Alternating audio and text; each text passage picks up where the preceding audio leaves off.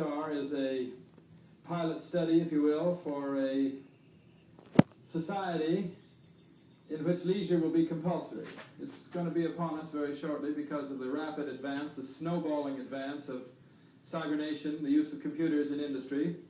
And very shortly, all the goods and services that our society requires will be produced in a fraction of the man-hours currently required to produce them. And so we're going to have massive compulsory leisure. We already see it in the so-called hippies, who are the first wave of the people produced by cybernetic industry. I mean, they are technologically unemployable. What does technologically unemployable mean? That means you got a job, and during the performance of your duties, a little voice came to you and said, this job could be better done by a machine. That's prelude. That's the psychological preparation to dropping out. People are called to Morning Star by the land. And that's easy to get started. All you have to do is buy a piece of land and deny access to it to no one. Deny access to it to no one. That's a little tip for the people who own land. And the land will call to itself those who are best suited to make it beautiful.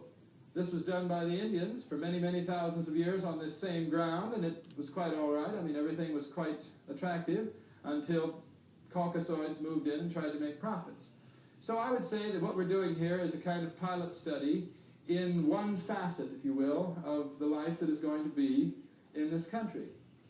We are also enlisting the aid of the University of California, particularly the School of Architecture, to help design Morning Star. It's amazing, the diversity. Many, of course, are attracted to work in the garden. As I said, many are interested in constructing their own homes. And many, I think, need to learn to do nothing. That's something I'd like to learn how to do, because it's possible to be enlightened in any kind of activity as a karma yogi. LSD is no doubt something that has entered the world as a facet of the divine, and it should be used to reveal the divine. It's no accident that it entered the world at roughly the same time that nuclear fission did, and there's no doubt that anyone who denies himself the opportunity of the consciousness expansion that is available, perhaps it is pseudo, perhaps it is some kind of chemical substitute, but it is definitely a very accurate reproduction of the mystic transport that St. Teresa, St. John of the Cross, everybody has written about. So I think